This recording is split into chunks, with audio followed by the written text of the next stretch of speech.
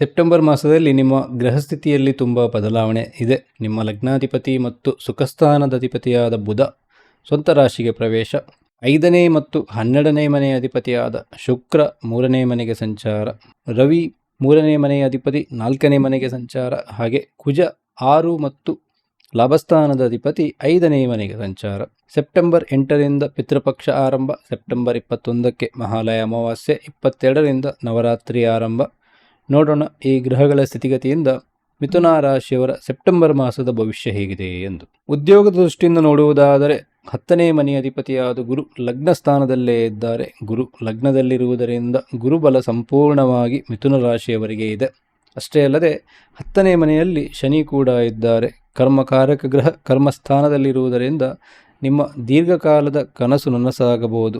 ನಿಮ್ಮ ಕಾಯಕವೇ ಕೈಲಾಸ ಅಂತ ಕೆಲಸ ಮಾಡುತ್ತಾ ಇರುತ್ತೀರಾ, ಹಾಗೆ ಅದಕ್ಕೆ ತಕ್ಕ ಪ್ರತಿಫಲ ಈ ತಿಂಗಳು ಸಿಗುತ್ತದೆ. ಶನಿ ಮತ್ತು ಕುಜನಿಗೆ ಪರಸ್ಪರ ವೈರತ್ವ ಇರುವುದರಿಂದ ನಿಮಗೆ ಉದ್ಯೋಗ ಕ್ಷೇತ್ರದಲ್ಲಿ ಹೊಸ ರೆಸ್ಪಾನ್ಸಿಬಿಲಿಟೀಸ್ ಬರ್ಬೋದು. ಅಷ್ಟೇ ಅಲ್ಲದೆ ನಿಮ್ಮ ಹೆಸರನ್ನು ಕೆಡಿಸಲು ನಿಮ್ಮ ಶತ್ರುಗಳು ಗೂಢವಾಗಿ ಪ್ರಯತ್ನ ಕೂಡ ಮಾಡುತ್ತಾರೆ. ಆದರೂ ಓವರಾಲ್ ಉದ್ಯೋಗ ಕ್ಷೇತ್ರದಲ್ಲಿ ಉತ್ತಮ ಫಲ ಮಿಥುನ ರಾಶಿಯವರಿಗೆ ಇದೆ. ಇನ್ನು ವ್ಯಾಪಾರದ ಬಗ್ಗೆ ನೋಡುವುದಾದರೆ ಸಪ್ತಮಾಧಿಪತಿಯಾದ ಗುರು ಲಗ್ನ ಸ್ಥಾನದಲ್ಲೇ ಇದ್ದಾರೆ. ಹಾಗಾಗಿ ವ್ಯಾಪಾರ ಉತ್ತಮವಾಗಿಯೇ ಇರುವುದು.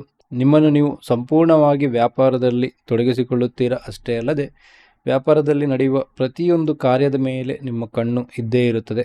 ಆದರೂ ಆಫೀಸ್ ಕಾರ್ಖಾನೆಯಲ್ಲಿ ಅವಘಡ ಆಗುವಂತಹ ಸನ್ನಿವೇಶಗಳು ಬರಬಹುದು. ಇದು ಹೀಗೆ ಯಾಕೆ ಎಂದರೆ ಕುಜನ ದೃಷ್ಟಿ ಸಪ್ತಮದ ಮೇಲಿದೆ, ಹಾಗೆ ಶನಿಯ ದೃಷ್ಟಿ ಕೂಡ ವ್ಯಾಪಾರದ ಮನೆಯ ಮೇಲಿದೆ. ಶಾಸ್ತ್ರದ ಪ್ರಕಾರ ಈ ಎರಡೂ ಗ್ರಹಗಳು ಅತ್ಯಂತ ಕ್ರೂರಿ ಗ್ರಹಗಳು, ಹಾಗಾಗಿ ಸಮಸ್ಯೆ ಎನ್ನುವುದು ಇದೆ.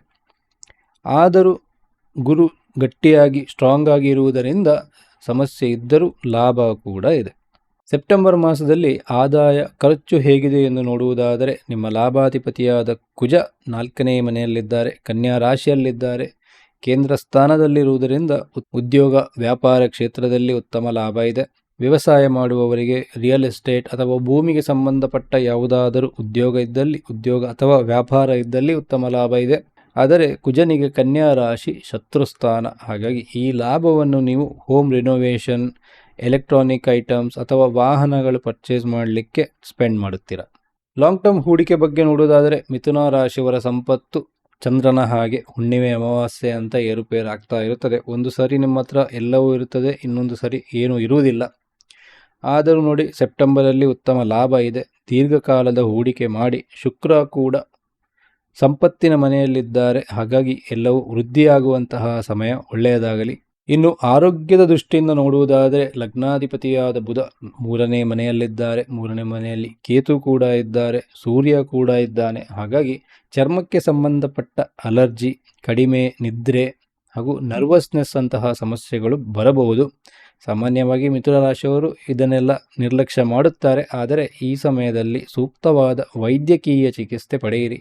ಸಂಬಂಧಗಳ ಬಗ್ಗೆ ನೋಡುವುದಾದರೆ ಮದುವೆಯಾಗಲು ಇಚ್ಛಿಸುವವರಿಗೆ ಕಂಕಣ ಭಾಗ್ಯ ಇದೆ. ಪ್ರೀತಿ ಪ್ರೇಮದಲ್ಲಿ ಕೂಡ ಯಶಸ್ಸು ಇದೆ. ಈ ಕ್ಯಾಶುವಲ್ ಪ್ರೀತಿ ಪ್ರೇಮ ಕೂಡ ಲಾಂಗ್ ಟರ್ಮ್ ರಿಲೇಷನ್ ಆಗುವಂತಹ ಎಲ್ಲ ಲಕ್ಷಣಗಳು ಇದೆ. ದಾಂಪತ್ಯ ಜೀವನದಲ್ಲಿರುವವರು ಒಬ್ಬರಿಗೊಬ್ಬರು ಅರ್ಥ ಮಾಡಿಕೊಂಡು ಅವರ ದಾಂಪತ್ಯ ಜೀವನವನ್ನು ಸುಗಮವಾಗಿಯೇ ನಡೆಸುತ್ತಾರೆ. ಮನೆ ಅಥವಾ ಜಾಗದ ವಿಷಯದಲ್ಲಿ ಬಾಂಧವರೊಂದಿಗೆ ಕೆಲವೊಂದು ಕಲಹ ಆಗುವ ಸಂದರ್ಭ ಬರಬಹುದು. ಕೆಲಸದವರೊಂದಿಗೆ ಕೂಡ ಜಗಳವಾಡುವಂತಹ ಸಂದರ್ಭ ಬರಬಹುದು. ಈ ಥರದ ಸಣ್ಣ ಪುಟ್ಟ ಕಲಹಗಳು ಆಗುತ್ತಾ ಇರುತ್ತದೆ. ಆದರೆ ಸೆಪ್ಟೆಂಬರ್ನ ಉತ್ತರಾರ್ಧದಲ್ಲಿ ಉತ್ತಮವಾದ ಫಲ ಇದೆ. ಮನೆಯಲ್ಲಿ ಶುಭ ಕಾರ್ಯಕ್ರಮಗಳು ಆಗುತ್ತದೆ. ಮಿಥುನ ರಾಶಿಯವರಿಗೆ ಕೆಲವೊಂದು ಪರಿಹಾರ ಬೇಕು. ಆರೋಗ್ಯದ ದೃಷ್ಟಿಯಿಂದ ಬುಧವಾರ ವಿಷ್ಣು ಸಹಸ್ರನಾಮ ಕೇಳಿ ಅಥವಾ ಓದಿ. ಗಣಪತಿಯ ಆರಾಧನೆ ಕೂಡ ಉತ್ತಮ.